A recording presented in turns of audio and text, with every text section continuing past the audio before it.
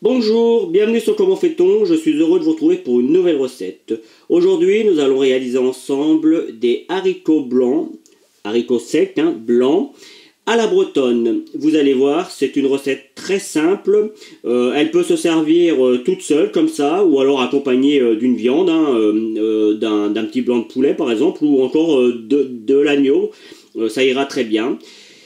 Je vous donne par avance les ingrédients et puis après je vous explique comment faire cette délicieuse recette. Alors pour ma part, les haricots blancs, j'ai choisi des haricots secs Mojette. C'est des haricots qui viennent de France, donc on fait un petit peu la culture des produits français. Allez, je vous donne les ingrédients et puis après je vous explique comment faire cette délicieuse recette. On y va! Alors, les ingrédients pour des haricots blancs à la bretonne pour environ 4 personnes.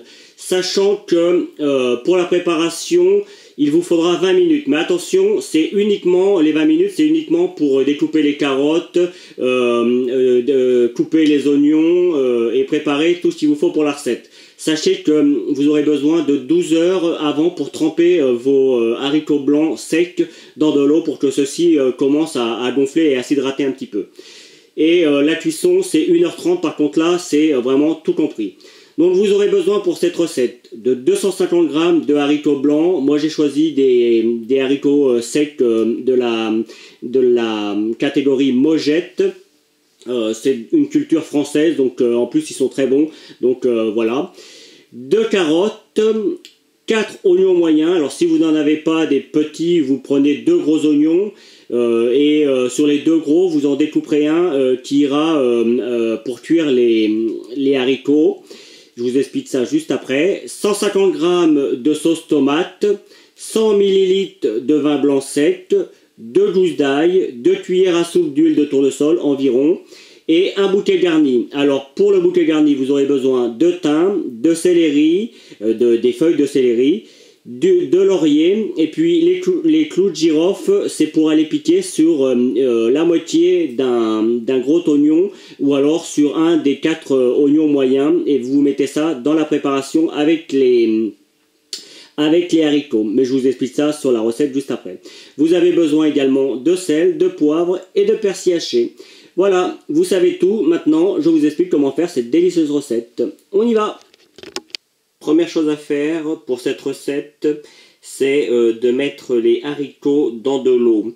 Alors on les place simplement dans un saladier et on remplit le saladier à hauteur de 2 fois la hauteur des haricots. De façon à ce que ceux-ci commencent à se réhydrater et qu'ils soient plus faciles à cuire et plus digestes surtout. Donc c'est parti pour 12 heures. Donc pour ma part, je vous retrouverai demain. Mais pour vous, ce sera dans quelques secondes. 12 heures, c'est un minimum. Vous pouvez les laisser un petit peu plus. Vous pouvez les laisser à température ambiante, mais vous pouvez aussi les mettre au frigo. Ça ne pose pas de problème. À la limite, vous filmez et puis c'est parti. Voilà. On se retrouve dans 12 heures et pour vous dans quelques secondes. Voilà. 12 heures ont passé et comme vous pouvez le constater, les haricots ont gonflé un petit peu, ils se sont réhydratés. Donc ce que je vais faire là et ce que vous allez faire, c'est les égoutter. Évidemment l'eau on la récupère pas, vous pouvez si vous avez des plantes arroser vos plantes avec, ça va être super. Mais surtout on la récupère pas pour les cuire, on en met d'autres. Donc première chose à faire, égoutter les haricots. Une fois que les haricots sont bien égouttés, on les reprend et on vient les mettre dans un faitout assez grand. Vous voyez, il faut quand même que ce soit assez grand, puisqu'il y a quand même une cuisson assez longue. Là, ça va tourner entre 1 heure et 1h30. Et puis, on vient les recouvrir bien comme il faut. On les recouvre d'eau. Alors pour l'instant, on va ni saler ni poivrer, parce que si on salait maintenant, il durcirait et c'est pas du tout ce que l'on souhaite. On va rajouter dans notre préparation un petit oignon avec des clous de girofle. Alors les clous de girofle, ça se présente comme ça, hein, c'est tout petit, on en trouve partout dans le commerce. Par contre, on n'en met pas trop, moi j'en ai mis 6 hein, dans un petit oignon comme ça, parce que ça donne beaucoup de goût. Donc après c'est facultatif, hein, s'il y a des gens qui n'aiment pas ça, vous n'en mettez pas, mais ça donne quand même pas mal de goût et c'est pas mal. Alors pour le piquer, hein, simplement, vous voyez, c'est pratique parce que le clou de girofle, ça a une tige, et puis on vient planter directement dans l'oignon. Il n'y a pas de difficulté première. On va prendre également un bouquet garni. Alors moi, j'ai pris une feuille de céleri, j'ai pris du thym et puis une petite feuille de laurier. Puis vous voyez, j'ai tout enroulé ça avec un fil de cuisine. Et pareil, on met ça dans notre préparation. Et on va rajouter également des carottes. Alors les carottes que j'ai coupées en petites rondelles, vous voyez, hein, juste comme ça. Alors les carottes, c'est juste pour le goût. Après, si vous le souhaitez, vous pouvez les récupérer pour la recette. Moi, j'en garderai peut-être quelques-unes pour la décoration. Et puis les autres, je les mangerai après parce qu'elles seront bien cuites, elles seront bonnes. Mais par contre, je les garderai peut-être pas pour la présentation de la recette. Voilà, ça c'est la première chose à faire. Et donc, c'est parti, à feu moyen, hein. Pas besoin d'être trop rapide. C'est parti pour une cuisson d'1h30. Donc on peut couvrir un petit peu. Voyez, hop, on laisse un petit peu comme ça. Et c'est parti. Si jamais vous voyez que l'eau s'évapore trop vite, n'hésitez pas à en remettre un petit peu. Sinon, il cramerait, hein, ce qui est très logique. C'est donc parti pour 1h30 de cuisson. Le temps que notre préparation cuit, on a le temps de préparer les autres ingrédients. Alors, pour la tomate, moi j'ai choisi de la sauce tomate faite maison. Ça correspond à environ 3 tomates. Hein. Évidemment, vous pouvez l'acheter dans le commerce, mais vous pouvez également prendre 3 tomates et puis les éplucher les tomates, enfin, enlever les pépins, voilà, ça va être plus facile, et puis les laisser réduire comme ça en les coupant en petits morceaux et les laisser réduire avec les oignons. Moi je trouve que la sauce tomate toute prête c'est plus pratique et encore mieux quand elle est faite maison. Voilà, ça c'est pour la sauce tomate. Maintenant, pour les oignons, c'est pas très compliqué, hein. Il faut qu'on ait des petits morceaux, il ne faut pas que ce soit désagréable à manger, donc on coupe d'abord l'oignon en 2, puis, vous voyez, on va venir couper l'oignon en 3 ou comme moi en 4. D'abord sur la longueur, puis après on va venir sur la largeur. Alors moi je fais ça avec un gros couteau, mais vous pourriez faire ça avec un petit couteau. Donner au moins 6 coups, 6-7 coups. Voilà, et puis après, tout simplement, il ne reste plus, vous voyez, et ça fait des petits dés. Et là, c'est vraiment idéal pour faire notre préparation. Alors évidemment, quand on arrive à la fin, il suffit juste de prendre son couteau, et puis on coupe des petits morceaux, même s'il y en a qui sont un petit peu plus gros. Le but est que ce soit quand même tous à peu près de la même taille, pour que ça fonde de la même manière et que ça cuit de la même manière. C'est valable d'ailleurs avec tout ce que vous préparez, que ce soit des carottes, que ce soit des pommes de terre. Pour la cuisson, il faut toujours que ce soit de la même taille, comme ça vous êtes sûr que tout cuit de la même manière et dans le même temps. Donc je vous remontre plus rapidement.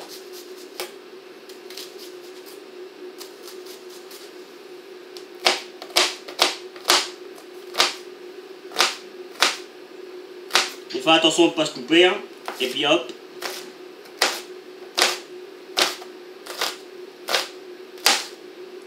Et le dernier petit morceau que l'on coupe direct.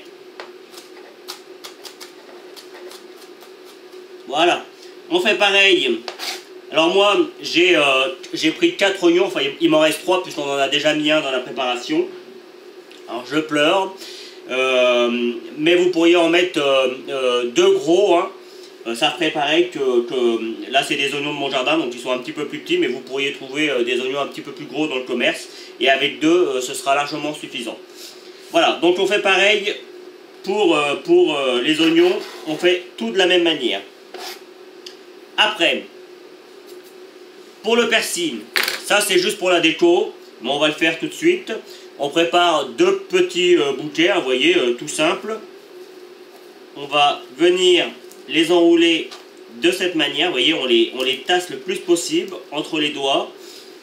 On les enroule, et puis très simplement, vous voyez, comme c'est très serré, on peut se permettre de couper ça très fin et très facilement. Et hein, c'est pas compliqué la cuisine. Il suffit juste d'avoir quelques petites astuces. Et voilà, ça on met ça dans un petit pot pour la déco. Voilà, on nettoie le couteau un petit peu, hein, même s'il reste un petit peu de persil, c'est pas grave. Et puis il nous reste maintenant l'ail à faire. Alors pour l'ail, c'est pareil, hein, c'est de l'ail de mon jardin, mais j'ai quand même un petit conseil à vous donner. Vous voyez, il y a toujours une... bon là c'est pas très vrai, mais en général au milieu il y a toujours un germe. Donc, et c'est ça qui fait que la digestion, ça gêne un petit peu la digestion, puis surtout ça laisse l'odeur toute la journée, caractéristique de l'ail, ce qui n'est pas très agréable. Donc on coupe en deux, et si il y a le germe, on l'enlève. Vous voyez là, je vois que ça fume un petit peu beaucoup à côté, donc je vais ouvrir un petit peu plus. Donc là, je recommence avec mon deuxième morceau, vous voyez, on voit pas de germe ou très peu. Donc là, c'est bien. Pour le couper plus facilement, l'ail, il y a une petite astuce. Hop, on prend le couteau, on appuie et on l'écrase. Hop, voilà. Alors je ne vais pas faire avec le deuxième. Et puis, comme tout à l'heure avec l'oignon, on va venir le couper le plus fin possible. Voilà. Vous avez vu, hein, c'est pas compliqué. Alors, le tout est de prendre un couteau assez grand pour pouvoir faire le geste que je fais. Mais je vous assure, ça paraît simple comme ça. Dans la réalité, ça ne l'est pas forcément. Il faut un petit peu de temps. Mais celui qui cuisine régulièrement, il finit par l'acquérir. Moi, ça fait un moment que je cuisine et je commence tout juste à l'acquérir. Et encore, c'est pas comme les professionnels où eux, ils vont vraiment très très vite. Donc ne vous inquiétez pas.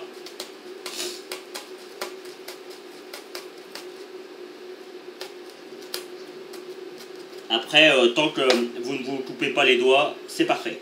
Voilà, vous avez compris le principe. Il ne nous restera plus qu'à préparer un petit peu de vin blanc, mais ça ce sera pour tout à l'heure. Évidemment, vous pouvez faire, la préparation avec 2 feux. Moi, comme j'ai qu'un feu que je veux vous expliquer, je ferai ça en 2 fois.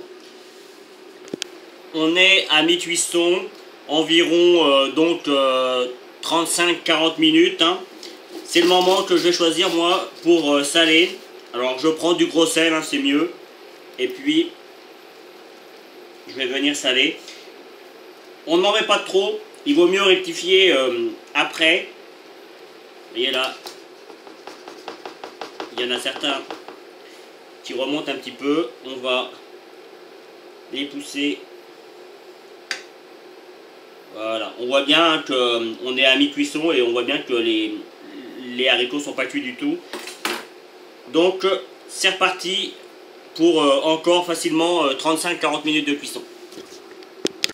Bien, j'ai mis mon autre préparation, mes haricots, sur un autre feu, puisqu'il reste environ 20 minutes et c'est le temps qu'il faut pour réduire notre garniture. Donc, je vais allumer ma plaque. On reprend une autre poêle, alors pas très grande mais plutôt haute, de façon à ce que tout cuit correctement. On met à peu près la valeur de 2 cuillères à soupe d'huile et on attend que celle-ci chauffe correctement. Quand celle-ci est bien chaude, on peut y rajouter nos oignons. Et on entend bien l'huile, hein. Et moi je rajouterai l'ail un petit peu plus tard, parce que l'ail ça cuit plus vite que l'oignon. Et donc du coup, je vais le mettre au dernier moment. Donc là, on va attendre que les oignons brunissent un peu, caramélisent. Au début, ils vont blanchir, vous voyez, ils deviennent tout blancs. Et puis après, on va les laisser caraméliser un petit peu. Quand les oignons sont tout blancs, ils ont commencé à blanchir, vous voyez. C'est le moment que je vais choisir pour ajouter mes petits morceaux d'ail.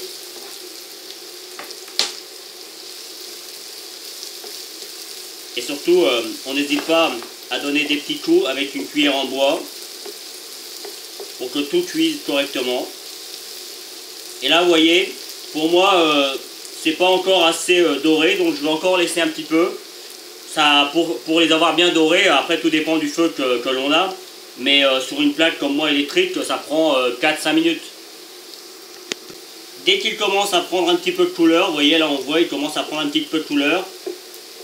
On n'insiste pas, on ne veut pas non plus que nos oignons et notre ail soient cramés.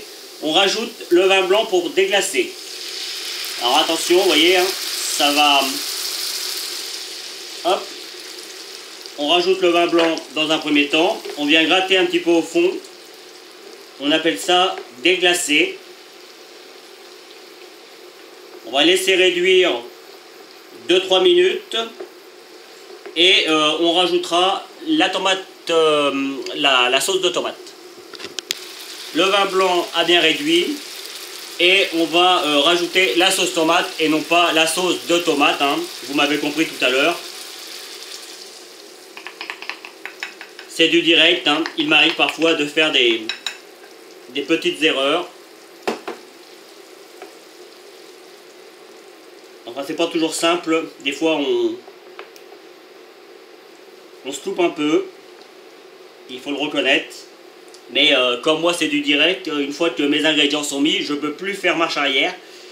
Comme dans certaines émissions où eux ils peuvent faire marche arrière, mais moi c'est trop tard. Donc du coup, vous avez les petites erreurs en même temps que la recette. Ça donne un petit peu de charme. Hein. Voilà, donc j'ai rajouté ma sauce tomate. On va encore laisser réduire pendant 10 bonnes minutes. Et ce coup-ci, alors là on va baisser un petit peu, hein, parce qu'on y va à feu doux. Pas besoin que ce soit trop rapide. Et je vais poivrer.